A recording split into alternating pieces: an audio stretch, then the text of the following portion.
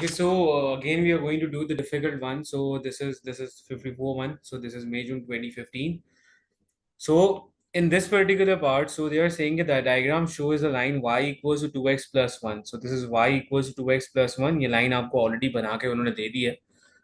Now they are saying the point P has coordinates a comma b. So there is this point P जिसके coordinates हैं a comma b where a and b are both positive integers. So these are two positive integers a b ये वाले आपके पास positive integers हैं और a और b की तरफ यहाँ पे मार्क हुआ है. So that means कि a is going to be x and y जो है वो b की जगह पे लिखा हुआ है, वो बी वाई की जगह पे लिखा हुआ है, तो ये हमारे पास बी हो जाएगा. So right now what we are going to do right now is कि ए बिकॉज हमें एक्स को रेफर कर रहे हैं, so that means they are talking about x is less than 2 and x is less than 2 के through I am going to figure out the equation. So this going to be x equals to 2. सही है, equation ये होगी, inequality is x is less than 2 और equation ये होगी. So x is equals to 2 means कि I am going to draw vertical line. हमने एक वर्टिकल लाइन ड्रॉ करी इस तरह से कर, और ये वर्टिकल लाइन हमने ड्रॉ करते हुए लाइन हमने यहाँ बना ली. Moving forward towards the other one, this is written b is lesser than 7. b जो था वो आपके पास एज यू कैन सी के y की जगह पे लिखा हुआ था, that y it becomes y is lesser than 7 and equation के लिए y equals to 7. So I will be drawing a line y equals to 7. एक लाइन हमने यहाँ बना ली इस तरह से कर, तो ये हमारे पास एक लाइंस वगैरह बनना स्टार्ट हुई और एक रीजन हमारे पास आना स्टार्ट हुआ. नाउ द रीजन जो इस तीन इनइक्वालिटी को सेटिस्फाई करे, इसके लिए भी मैं यहाँ पे लिखता हूँ this going to be y is greater than 2 है 2x प्लस 1. अब ये जो रीजन की बात करें वो रीजन ये वाला है. कैसे ये वाला है, हमें कैसा पता चला, मैं जरा आपको बताता हूँ. वो रीजन ये वाला है, ये वो रीजन की बात कर रहे हैं करंटली. अब ये वाला रीजन किस तरह से, because x is less than 2 का मतलब है कि ये पीछे का रीजन होगा इस तरफ, and y is less than 7 का मतलब है कि यार reason which is below this line, तो इस लाइन से पीछे होगा. And y is greater than 2x plus 1 का मतलब है कि इस लाइन से ऊपर की तरफ का रीजन होगा. नाउ बिफोर स्टार्ट उन्होंने दो बातों को हाईलाइट किया था कि ये दोनों क्या होने चाहिए, पॉजिटिव इंटीजर्स होना चाहिए. इस बात को कंसिडर करते हुए move forward and we'll do the next of the working.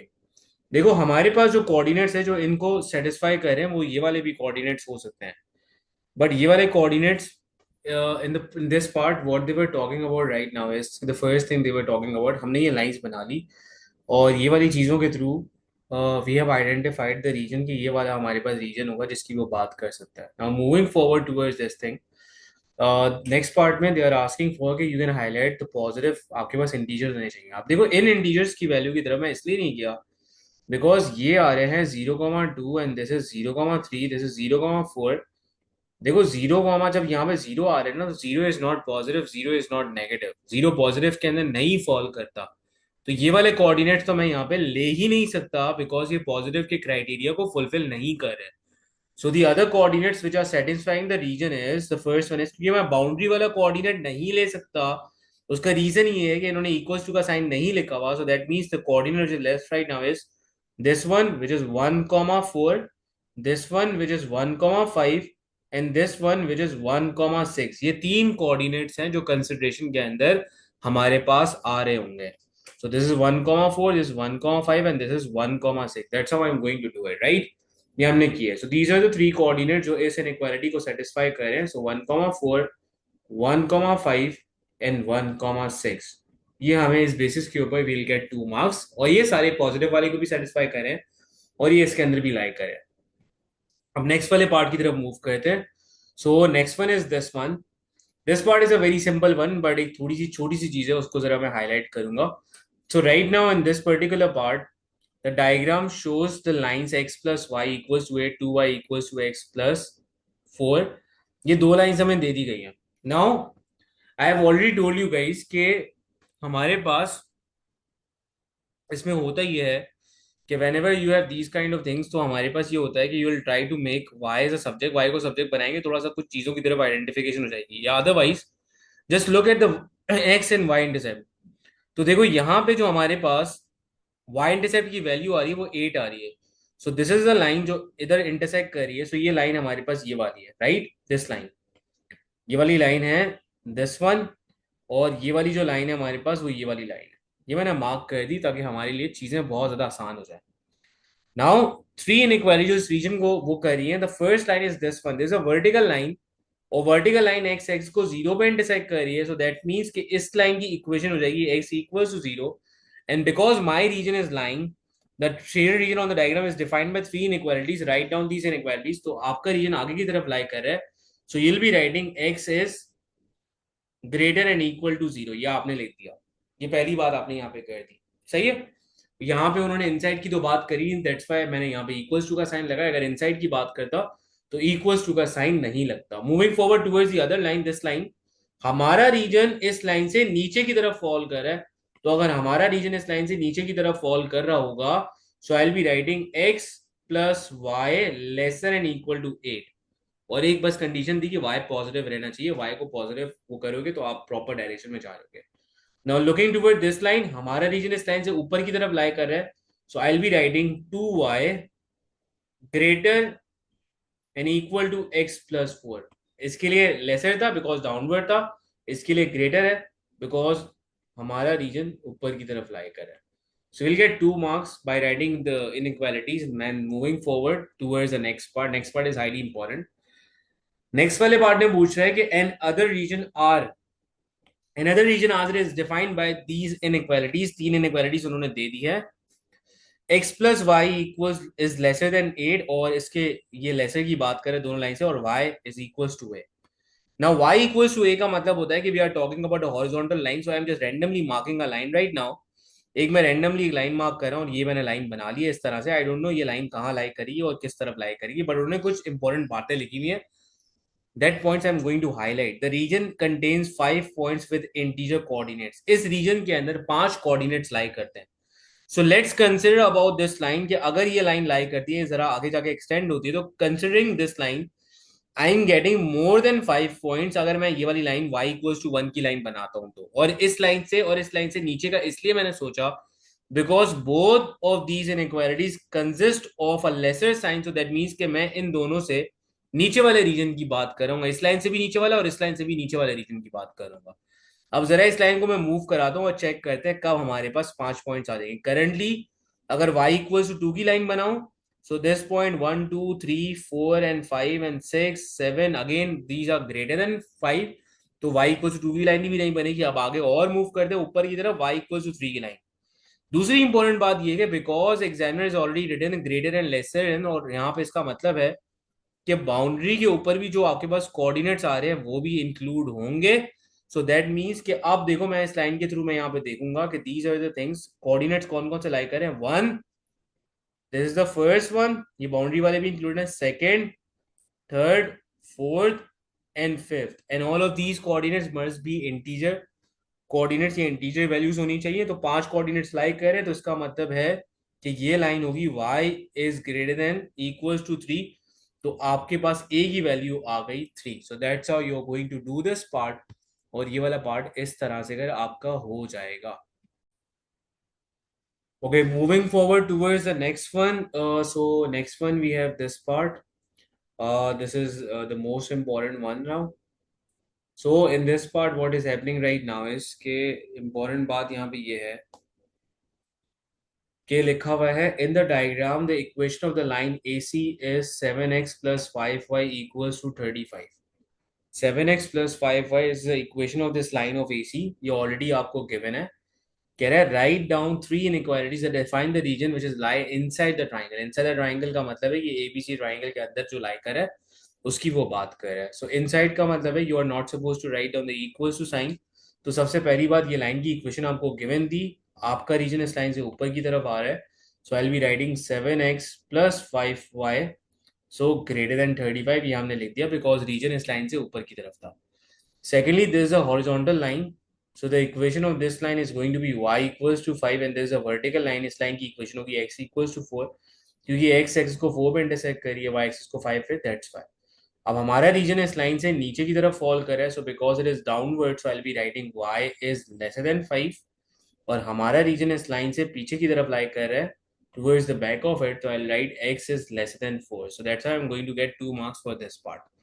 So this part was a very simple one. ये वाला पार्ट हमारे पास बहुत आसानी से हो गया और इजी वे के अंदर हमने कर लिया। अब आगे मूव करते हैं towards the next part. So moving forward towards the next part, what is happening is कि लिखा हुआ है the line y equals to kx where k is an integer passes through the triangle ABC। ये line pass करेगी triangle से, ABC passes through the triangle ABC। Find the greatest possible value of k, ये इस triangle के जरिए पास करेगी। ठीक है।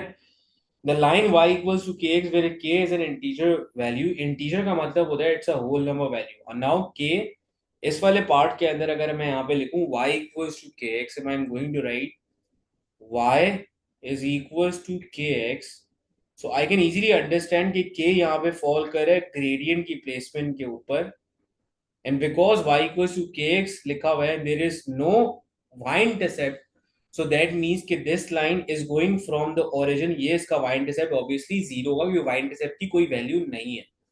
तो अगर इसके अंदर ग्रेडियंट की सबसे हाईएस्ट वैल्यू चाहिए तो मैं एक रैंडमली लाइन बना रहा हूं इस तरह से, तो लाइन हमारे पास ज्यादा स्टीपर होगी। कोऑर्डिनेट ज्योमेट्री में हमने बोला था कि जितनी लाइन y एक्सिस से ज्यादा करीब होती है उतना ही उसका ग्रेडियंट ज्यादा होता है। So because we have to figure out the maximum value of k, तो यहां के लिए मैं a को कंसिडरेशन में लूंगा कि करंटली अगर मैं इस पूरे ट्राइंगल की बात करूं, सो बाउंड्री पे चला जाऊं एक्सट्रीम, दो बाउंड्रीज है, एक तो सी है हमारे पास, एक है हमारे पास, दो एक्सट्रीम बाउंड्री है, सी पे तो कम आएगा, ए पे अगर मैं मार्क करूंगा तो सबसे ज्यादा ग्रेडियंट इस वाले पॉइंट के ऊपर आएगा। तो we'll try to figure out some inequality ताकि हमारे पास के की वैल्यू यहाँ पे आ सके। सही है। अब के की वैल्यू के लिए हम बात करते हैं, ऑब्वियसली हमारे पास इस ट्राइंगल के अंदर से जाएगा, इंटीजर वैल्यू चाहिए, तो इसके लिए जरा हम सोचते हैं। तो first thing we are suppose to do is to figure out the coordinate of A. अब ए के कोऑर्डिनेट के लिए हमें पता है कि यार ए की जो कोऑर्डिनेट्स है वो है x, 5। I am sure about the value of y, की y की वैल्यू 5 है, और बिकॉज ये AC वाली लाइन ये ए से ही क्रॉस कर रही है, तो AC की इक्वेशन थी 7x plus 5y equals to 35। मुझे y की वैल्यू पता है, I am going to place the value of y which is 5 right now. ये हो जाएगा 7x plus 25, this is going to be 35। 7x is equal to 35 minus 25, that is going to be 10। तो यहाँ पे x की value आ जाएगी 10/7, ये आपके पास x की वैल्यू आ गई। तो आपके पास करंटली जो कोऑर्डिनेट्स आ रहे होंगे वो आ रहे होंगे 10/7, 5, ये आपके पास a के कोऑर्डिनेट्स आ गए। अब आपके पास इस लाइन का अगर मुझे ग्रेडियंट निकालना है तो दो कोऑर्डिनेट्स की जरूरत पड़ती है। So as you can see कि एक तो ओरिजिन है इटसेल्फ विच इज 0,0, एक ये वाला पॉइंट है 0,0, एक आपके पास कोऑर्डिनेट है 10/7, 5। हमने ग्रेडियंट का फॉर्मूला यूज किया y2 minus y1 upon x2 minus x1। Gradient निकाला, y2 की value is 5 minus 0, 10/7 minus 0, that is going to be 5/10/7। ये हो जाएगा 5, मैं थोड़ा सा ज्यादा इसको वो कर रहा हूँ, 10/7। डिविजन का साइन लिखा हुआ है, मल्टीप्लाई में कन्वर्ट करोगे 7/10 हो जाएगा, this is going to be 35/10, and the value of gradient is going to be 3.5। तो के की अभी जो करंटली मैं अज्यूम अगर करूँ ये लाइन इस तरह से बने 3.5 है, तो ऑब्वियसली 3.5 ये बाउंड्री पे आ रही है और ये लेसर, तो के की वैल्यू कम होनी चाहिए 3.5 से, क्योंकि लाइन हमारे पास इस तरह तो नहीं पास कर सकती ना, लाइन इधर तो नहीं जा सकती, वो उसने बोला ट्राइंगल के थ्रू ही पास करेगी। सो दैट मींस कि के की वैल्यू 3.5 से कम होनी चाहिए। सो द कंडीशन इज कि ट्राइंगल के अंदर से जाएगी और 3.5 से कम होगी, तो द वैल्यू ऑफ के विच इज लेस देन 3.5, और वो इंटीजर वैल्यू होनी चाहिए। So currently the value of k is going to be 3, आपके पास के की वैल्यू आ जाएगी 3। So that's how you are going to score 2 marks for this part. तो इस पार्ट के लिए आपको यहाँ पे 2 मार्क्स मिल जाएंगे आसानी से।